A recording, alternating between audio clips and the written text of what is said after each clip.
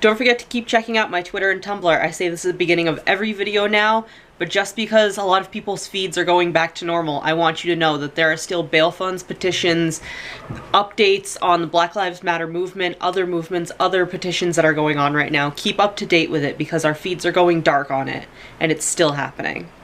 Hello Friendzies, welcome back to my channel. Now, before I go on to this video, I am aware that I am late. And I don't know what I was doing when this first started. I think maybe getting into manga for the first time in my life. So I don't know why I was late, but I'm incredibly late because I think they started coming out in 2006. And it's 2020 and this is the first time I've been reading these. But I have started reading the Percy Jackson series. And also, please don't spoil anything. I've only gotten to the Titan's Curse. I finished the Titan's Curse, and the next book I'm going to be reading, I bought the box set. That's what I was going to also say. I bought the box set because everybody on Tumblr, on Twitter, on TikTok has been talking about Percy Jackson because Uncle Rick is going to make it into a TV show, and I'm very excited because now I understand the hype.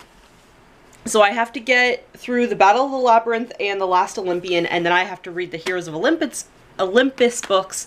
And I am actually interested in reading the other books in, like, the universe, but I really wanted to get through all of the Percy Jackson ones first. I feel like I'm talking a lot and very fast. Hold on.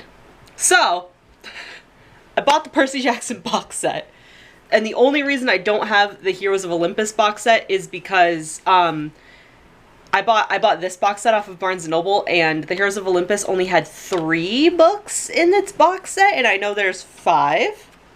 So, I didn't want to spend money on it yet, and I also have too many books off to the side of my bed that I have to read still. There's like I have two parts of my, like, 2 shelves on my little bedside table, and it's like double layered on each shelf, and then I have the bottom of where my stuffed animals are filled with more piles of books, so I don't really want to buy Heroes of Olympus until this is at least finished.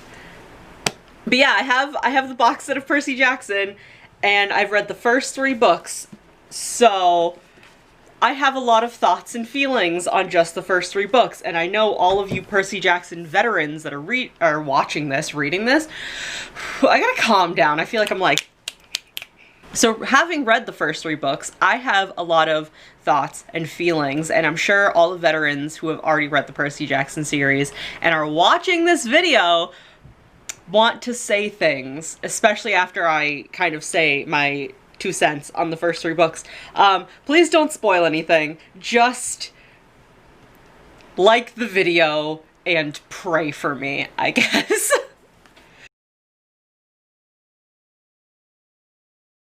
Okay, so I made a tweet not too long ago that said, something about, like, whoever, because I think I started reading, like, the first book, and then I was like, whoever has already read Percy Jackson, like, who would be my godly parent, because I'm really interested. I want to know. And pretty much all of my friends, including my friend that, does, like, practice with the Greek gods and things like that, a lot of my friends were, like, daughter of Aphrodite, and I was like, okay, cool. I have a big crush on someone that, from the kind of spoilers I've gotten from TikTok and Tumblr and everything, it's, like, fitting that I have a crush on this character. It's Beckendorf. I have a huge crush on Beckendorf because I've seen the artwork of him, and just the couple of times he's been mentioned in the 3 books so far, I'm in love with him. Especially because he's so good to Tyson, especially when Percy's kind of being like a little about Tyson. He's so good to Tyson, and Tyson is my heart and soul. I love him so much. He's such a good boy, and he's such a good brother, and he loves Percy so much. I also lost my damn mind when it was, like, the reveal of Tyson being Percy's brother, so I lost it, and I was so excited as soon as you read that part. I was like, baby! My cat is giving me the dirtiest looks because I'm, like, getting so excited. I love Tyson with my whole heart. Beckendorf is my boyfriend. And I just want to talk to Uncle Rick. I just want to talk. I just want to talk about Zoe. That was fucking rude. Okay, I ended, like I said, I've only read to the end of the Titan's Curse, and that was fucking rude. Give me Zoe back. See, the way the third book was written too, with Thalia and Zoe, and it's definitely the internalized misogyny that we all unfortunately live with. I wasn't a huge fan of them. Not like, I didn't like outwardly hate them, but I was kind of like, eh. And then, until it's revealed at the end that Zoe was almost, or not Zoe, when Thalia was almost a hunter, and that's why the two of them don't really, like, click. That, like, it wasn't that I hated the characters, it was just that, like, I was like, okay, well, that's that situation going on. This is this situation going on. I'm focusing on Percy and Annabeth and Grover, because those are the three characters that you've followed so far. And the additional characters were kind of like, ah, okay. But then I loved the whole parallel to Percy and Zoe and her and Hercules. I loved that whole situation going on, and I love that they get so, like, they get to an understanding of each other, and they kind of recognize each other as, like, teammates. And then Zoe fucking dies! I was crying, and the thing is, I think I've mentioned this before, but I haven't read too many physical books in a while, because, yeah, I've definitely mentioned this before, and I don't remember what video I've mentioned it in. If anybody remembers it, let me know. I read a lot of books my senior year of high school. I was taking 2 English classes and also reading, like, books on my own time. So at any given time, I probably had 4 books in rotation throughout the school year. And then between that and, like, mental health problems that came shortly after that, I just was really burnt out. And reading a physical book is just not easy for me all the time. Fan fiction, forget about it. And I think it's because it's on my phone and I'm more attached to my phone than anything. But picking up, like, physical books was really hard for me. So I haven't read a book, like a physical book, in a while. So that means I haven't been overly emotional about a book in a while. I sobbed when Zoe died. You can't have her die and also die in the way she did and just stars. I see stars, my lady. Like, you can't do that to me. You can't do that to me. You can't. Uncle Rick, I want to fight you. Also, I'm a little confused, okay? Bianca in the junkyard. Is she actually dead? Is she? Because the way I read it, I'm not, like, upset, because the way it's written and the way, like, it like, went in my brain, it doesn't seem like she's actually dead. Especially if you consider, everything that goes on with Ares and, like, just all that stuff, especially in book 1. I'm, like, touching the books. Just the way other things have gone on so far, I don't think Bianca's actually dead. So I didn't get, like, really sad. I was like, oh, okay, well, like, she's just gonna come back later. And I'm thinking, like, later in, like, the next 2 books. Battle of the Labyrinth and The Last Olympian. I'm thinking the last 2 books. Is she dead? Is she, like, legit, like, dead, though? Is that it? Because if that's it, that was kind of bullshit. And I'm gonna feel really bad for not being, like, very upset, because I was fucking devastated when I got to Zoe's part. And I am really gonna miss, like, Thalia. If she doesn't, I don't know if she's gonna come back in the last 2 books. Again, I haven't read the series before. I'm really gonna miss Thalia, because you spend the whole book really, like, getting to know her. Because she is there until the end, just like Zoe. So if Bianca's actually dead, I'm gonna feel really, really bad that I didn't get overly emotional, and I think it's kind of bullshit that she died when she did, and how she did. Don't get me wrong, the whole give this to Nico and let him know I'm sorry, like, don't get me wrong, that breaks my fucking heart. But is she actually dead? Because it doesn't feel like she's actually dead. And like I said, if she is, I'm gonna feel really bad, because I read it and I was like, okay. I'm sorry, Bianca.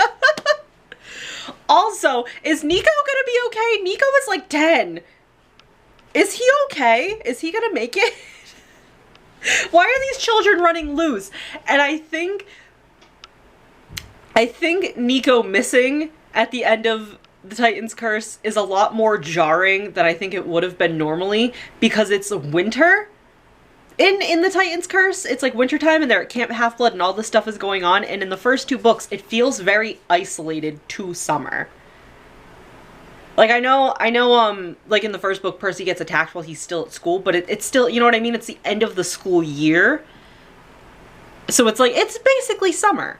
So far it's felt very isolated in the summer months, and the fact that everything's happening in winter and he hasn't even made it like a full rotation of the year before things are going on makes me a lot more nervous about Nico going missing, because first of all, a child is gonna die in the cold, and second of all, it feels like everything's getting more real, like the prophecy and just like the danger. It feels like it's a lot more real, that it's not isolated to like the one time of year. Yes. Those are my thoughts and opinions. I'm scared. I don't think Luke is dead. Again, Luke is another one that when he was fucking pushed off the mountain, I didn't feel overly emotional about, because, I mean, like, I really like Luke. Luke is a really well-written character because he's a villain and he's a bad guy, but I really like him. I really like him. I have such a thing for, I don't have a thing for Luke, but I like him. I was gonna say I have such a thing for Luke. I don't. I have such a thing for Beckendorf. I think my thing with Beckendorf is mainly because of how good he is to Tyson and how much I love Tyson. Anyway, I don't think Luke is dead either. I think Annabeth's right. I don't think he's dead. I have mixed feelings about Clarice. Because the Sea of Monsters. I'm just like double checking that I have all my facts right.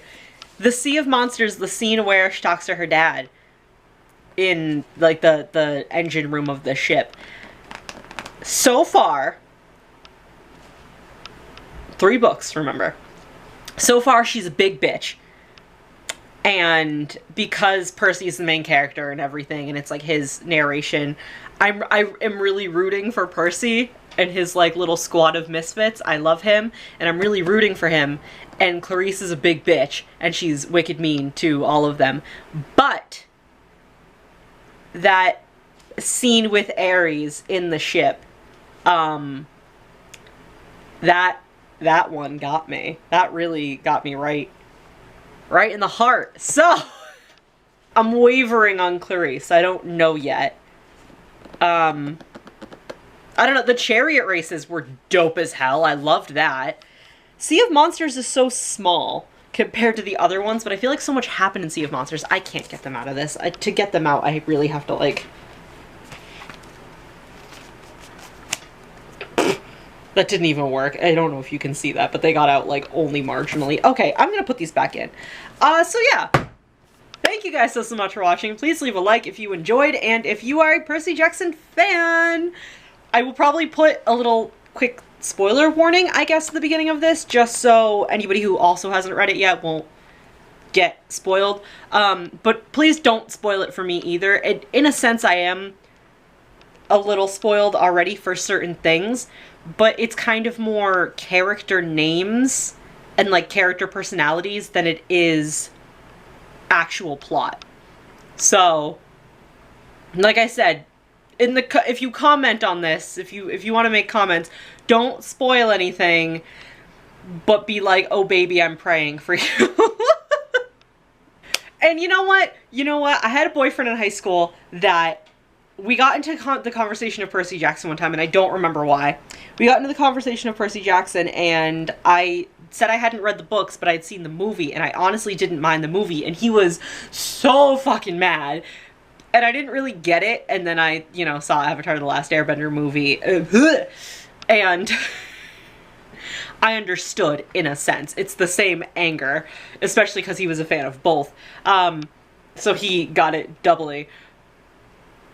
I didn't understand why he didn't like the movie. I was like, I don't know, I think it's pretty okay. Like, I know books aren't always perfectly books and movies aren't always perfect, but I thought it was an okay, movie, and he was mad. I haven't seen the second movie, and I don't plan on seeing it, because if nothing else, If nothing else, the first movie is so boring compared to the book.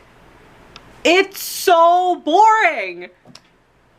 If nothing else, if they couldn't get anything else right, I really would just want, the Krusties and the mattress store. That's like, if nothing else, I want that added in. And like, you could have done so much more with like the imagery of the underworld. I don't know. I could get into this whole thing. I haven't seen the movie in a really long time, and I've read the book fairly recently. So I know other Percy Jackson fans are like, yeah, fuck the movie. I agree with you now. I'm on your side. Alright, I'm gonna cut myself off there because I could keep going and going and going. But thank you guys so much for watching. I will see you in the next video. Bye! This volume can stand alone, but no reader will be able to read just one. Look no further for the next Harry Potter. Meet Percy Jackson, as legions of fans already have. Fuck J.K. Rowling!